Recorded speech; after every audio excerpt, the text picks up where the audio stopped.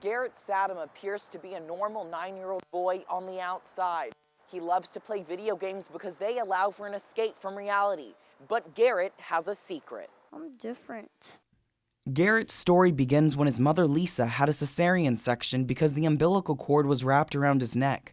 That brief lack of oxygen to the brain may be a reason for his developing Asperger's, a high-functioning form of autism. They're both considered part of this broader category of pervasive developmental disorders, neurodevelopmental disorders.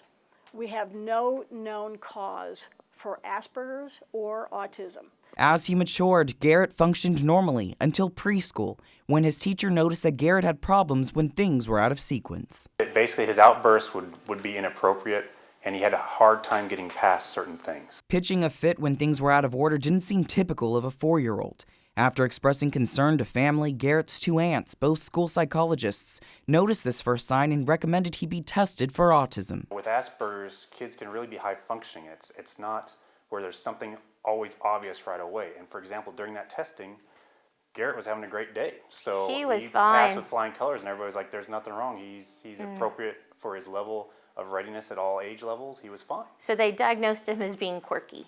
But his parents still had reasons to be concerned. While volunteering at a school, Lisa again noticed something was different. And the teacher, who wasn't very engaging, but she said, you know, everybody break up into partners. And Garrett was the only one in the class that did not have a partner. And, you know, and I asked her, I said, is that normal? I mean, does he ever break up? I mean, do you do that a lot? And she said, yeah, I break the kids up into partners all the time so they can do their work. And I said, did you notice that Garrett doesn't have a partner? And she was like, oh, well, you know, he does it by himself. So Lisa and Gus had Garrett tested again. This next test took 3 months and provided an answer different from the previous test. Garrett had Asperger's autism.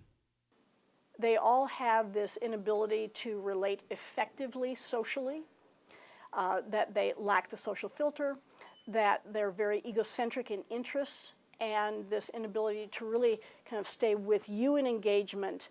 It's not just that they didn't learn the right cues, and that's important. It's that they have an inability to recognize the cues, even when presented. So, now that they had a definitive diagnosis, the next step was how to proceed with treatment.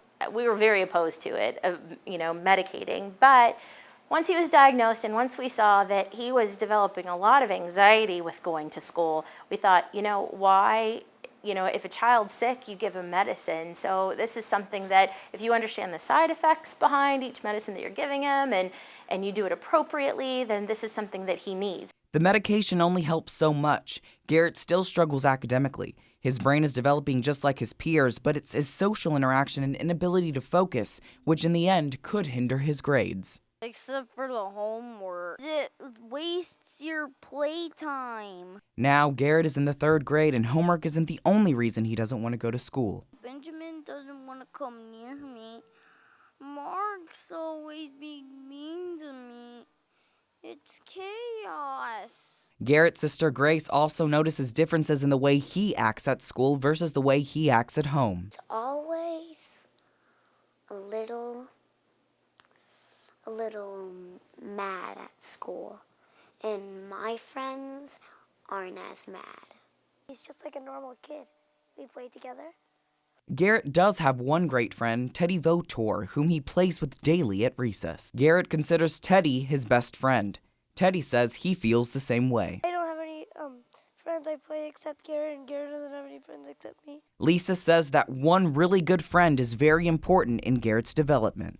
Just need one really good friend that's going to take their hand and help them out and be there with them and understand them and, you know, be able to play in their world. Lisa and Gus plan to tell Garrett that he has Asperger's autism in the near future.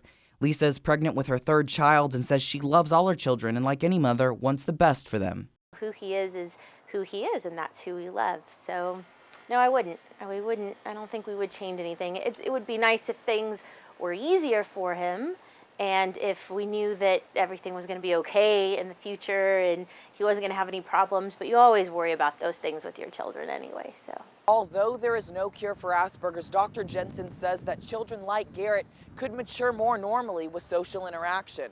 As for Garrett, his parents report that he is doing well, working on a daily basis to overcome his disability with the love and support of his family and his best friend. Reporting in San Antonio, Texas, Larry Dechant, Texas News Watch.